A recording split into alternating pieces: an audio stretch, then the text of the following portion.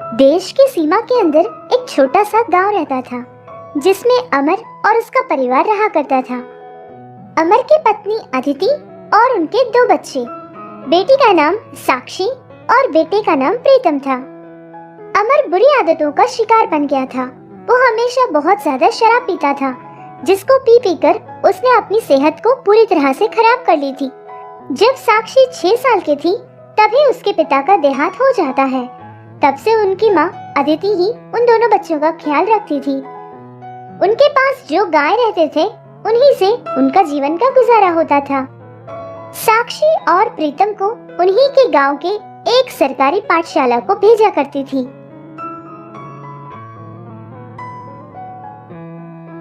माँ, आज ना गाय के लिए मैं खुद जाकर घास काट के लाऊंगा।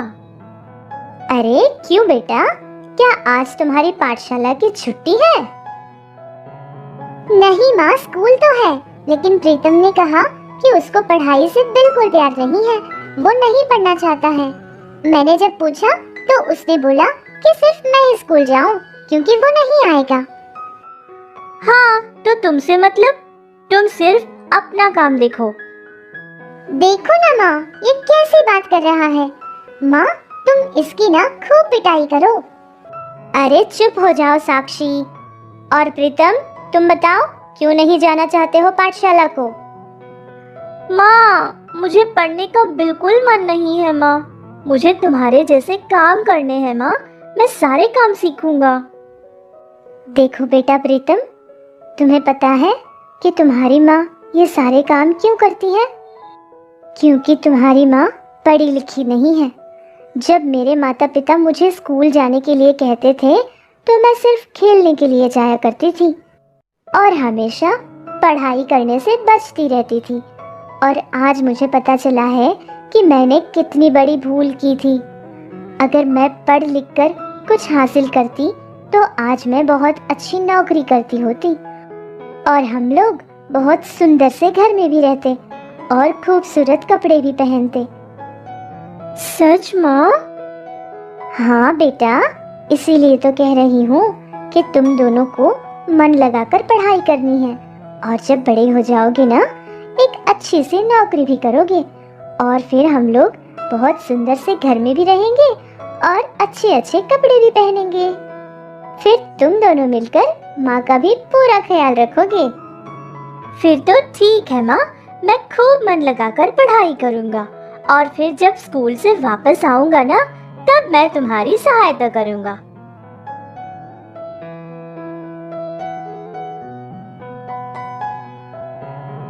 उनका गांव बॉर्डर के बहुत करीब रहता था, जिससे एक दिन रात को जब सारे लोग सो गए थे, तब दुश्मनों ने उनके गांव पर हमला किया था।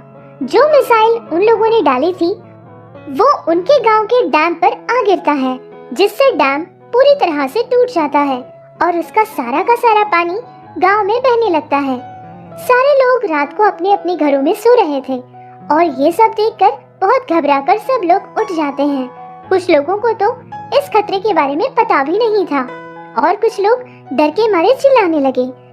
ये सारा शोर सुनकर अदिति भी नींद से जाग जाती है और फिर अपने घर की खिड़की से झांक कर देखने लगती है, और तब तक ही वो सारा का सारा पानी कुछ घरों को पूरी तरह से डुबा चुका था, जिसको देखकर वो बहुत घबरा गई थी और अपने दोनों ही बच्चों को नींद से जगा देती है।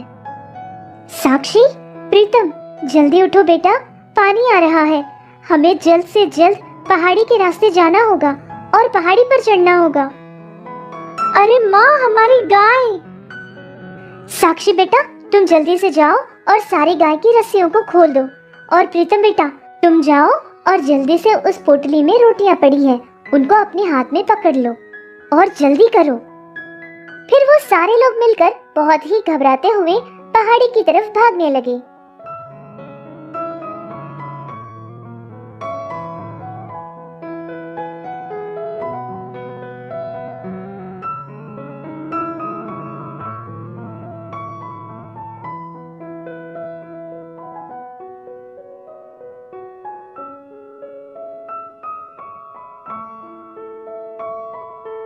माँ! माँ!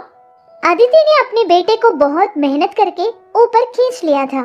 इस तरह वो लोग बहुत मेहनत करके पहाड़ी पर चढ़ जाते हैं। पहाड़ी पर चढ़ने के बाद भी उनके सामने एक और मुश्किल आ गई थी। पहाड़ी से गिर रहा एक बहुत बड़ा झरना था, जिसमें अगर कदम रखेंगे तो पहाड़ी से नीचे गिर पड़ेंगे। लेकिन उन लोगों को उस रास्ते को पार करना था। अदिति बहुत परेशान थी। उसको कुछ समझ नहीं आ रहा था कि वो अपनी और अपने बच्चों की रक्षा कैसे करे। अदिति इधर उधर देखने लगी। फिर उसे कुछ लकड़ियां और पेड़ की डालियां नजर आ गई थी, जिसकी सहायता से वो पानी पर एक अच्छा सा रास्ता बना लेती है और अपने बच्चों को उस रास्ते से पार करवाने की पूरी कोशिश करती है। जैसे ही प्रीतम उस पे कदम रखता है तो उसका कदम वहाँ से फिसल जाता है, जिसको देखकर अदिति घबरा जाती है और अपने बेटे को कस के पकड़ लेती है। माँ, मुझे बहुत डर लग रहा है माँ। मैं शायद इसको पार नहीं कर पाऊंगा। हाँ बेटा प्रीतम, डर तो मुझे भी लग रहा है, लेकिन अगर हम ये कोशिश नहीं करेंगे और पहले ही हार मान लेंगे तो क्या हासिल होगा। इसलिए हमको कोशिश करनी चाहिए बेटा। और वैसे भी डरना मत, मैं हूँ ना तुम्हारे साथ। माँ, मेरा पाँव फिसल रहा है माँ, ये मुझसे नहीं होगा। अच्छा तुम रुको, मैं अभी बताती हूँ कि कैसे पार करते हैं।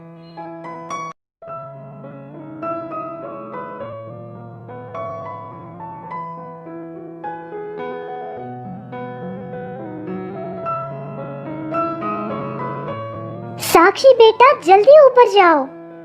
माँ, माँ, माँ, माँ, माँ। इस तरह साक्षी और प्रीतम बहुत मेहनत करके पहाड़ी पर चढ़ जाते हैं। गांव के बहुत सारे लोग उस पानी में बहकर चले गए थे और बहुत सारे लोगों को बहुत ज्यादा चोटें भी आई थी और कुछ लोगों की तो जान भी चली गई थी।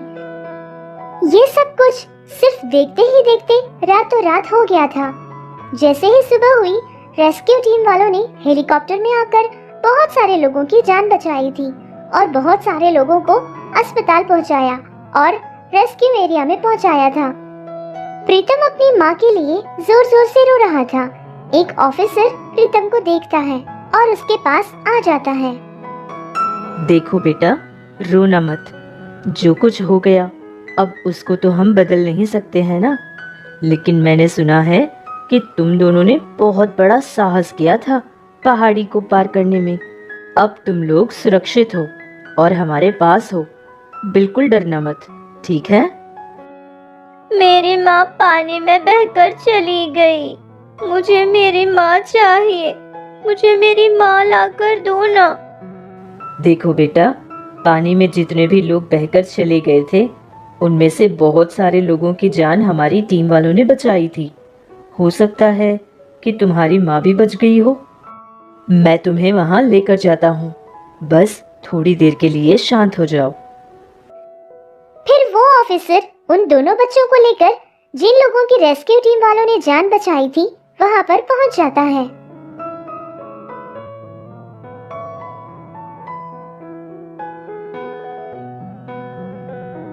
जैसे ही दोनों बच्चों ने अपनी माँ को देखा, भागे उसके पास चले जाते हैं और अपनी माँ को गले लगा लेते हैं। मेरे बच्चे प्रीतम और साक्षी, भगवान का लाख लाख शुक्र है कि मैंने तुम दोनों को फिर से देखा। मुझे तो लग रहा था कि मैं दोबारा तुम दोनों को कभी नहीं देखूंगी। आप लोगों का बहुत बहुत धन्यवाद साहब।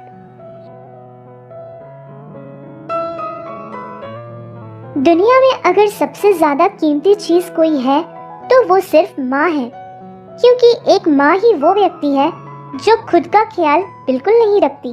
वो हमेशा अपने बच्चों का ख्याल रखती है। अपने बच्चों की खुशी के लिए वो अपनी जान को भी कुर्बान करने के लिए तैयार रहती है। माँ का प्यार भी बहुत नसीब वालों को मिलता है, क्योंकि आज हमारे सामने भी इतने सारे लोग अनाथ हैं, उनके पास माँ नहीं होती है, लेकिन उन लोगों को माँ की कद्र बहुत ज्यादा होती है और जिनके पास माँ होती है उनको तो माँ की कोई कद्र ही नहीं होती। बस इस कहानी कहानी के बाद हम यही आशा करते हैं कि सारे लोग अपने माता पिता से बहुत प्यार करें, उनकी पूरी इज्जत करें, क्योंकि सिर्फ माता पिता ही एक ऐसी चीज होती है जिनको करोड़ों रखने के बाद भी हम खरीद नहीं पाते।